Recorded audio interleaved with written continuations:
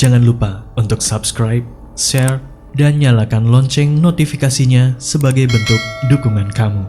Do you see what I see? Assalamualaikum warahmatullahi wabarakatuh. Saya Nisma Mokhtar.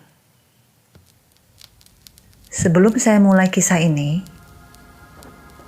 saya infokan bahwa ini bukan pengalaman pribadi saya. Tapi ini pengalaman sepupu saya. Sebut saja namanya Dia.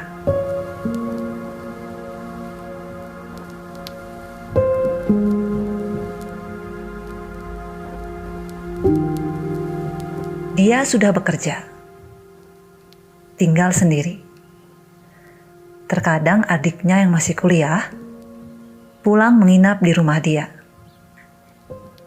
Tidak setiap hari, dan lebih sering pulangnya malam.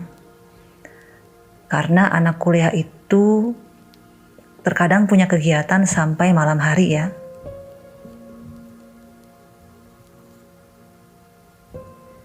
Kisah ini terjadi di sebuah kota di Sulawesi. Saat itu baru selesai turun hujan deras. Sehingga suasana sepi, dingin, karena masih ada sisa-sisa hujan berupa gerimis kecil. Waktu juga sudah malam, sehingga membuat orang menjadi malas untuk keluar.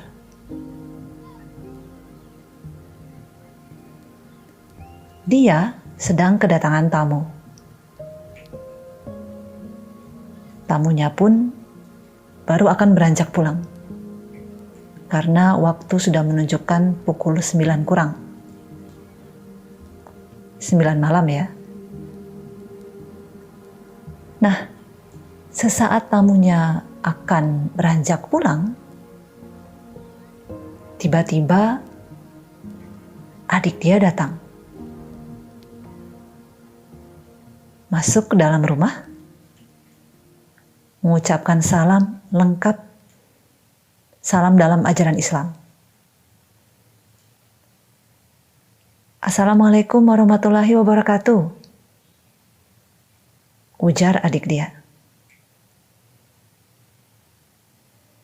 Tiba-tiba tubuh tamu dia bergetar hebat. Kepalanya mendongak ke langit-langit rumah dia. Matanya membelalak. Tubuh tamu dia terus bergetar hebat. Dan matanya membelalak tanpa berkedip.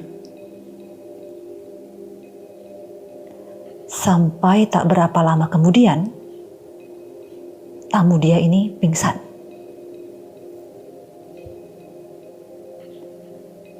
Ketika siuman, dia penasaran, tentulah, dan bertanya kepada tamunya,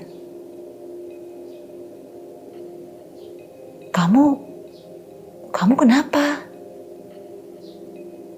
Tubuhmu tadi bergetar hebat, mata membelalak, lalu kamu pingsan. Apa kamu punya penyakit epilepsi ya? Dia memberondong tamunya dengan pertanyaan. Ah, enggak. Saya enggak punya penyakit epilepsi, ujar tamu dia. Lalu, kamu kenapa tadi? Dia tentu saja masih penasaran. Pada awalnya, tamu dia enggan bercerita kepada dia dan adik dia. Tamu dia ini ingin segera pulang saja. Tapi dia dan adiknya yang penasaran terus meminta tamu dia untuk bercerita. Akhirnya, tamu dia pun menjelaskan mengapa tadi tubuhnya bergetar hebat dan matanya membelalak menatap langit-langit ruang tamu rumah dia. Begini dia, tadi sewaktu adikmu pulang, saya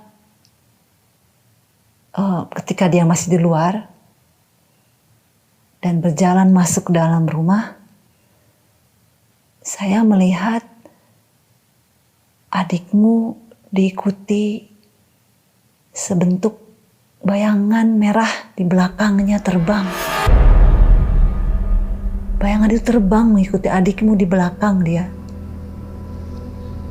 Wajahnya seram. Saya sukar mendeskripsikannya. Pokoknya seram. Nah, ketika adikmu masuk dan mengucapkan salam, barangkali karena adikmu dia bersungguh-sungguh mengucapkan salamnya, dari bagian dalam rumahmu dia muncullah sebentuk bayangan putih yang juga terbang, tapi bayangan putih ini bentuknya atau wajahnya tidak nampak jelas, seperti kabut. Tapi batas-batasnya jelas, sebentuk bayangan putih. Bayangan putih ini menghadang si bayangan merah, dan keduanya berkelahi di langit-langit ruang tamu rumahmu dia. Itulah yang menyebabkan saya membelalak menatap langit-langit rumahmu. Mereka berkelahi bergumul hebat di langit-langit rumahmu ini dia. Dan si bayangan merah ini kalah.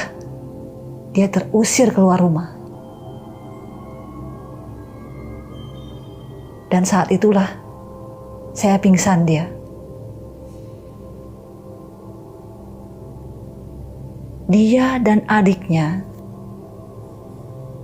takjub, hampir tidak mampu berkata-kata mendengarkan kisah tamu dia ini.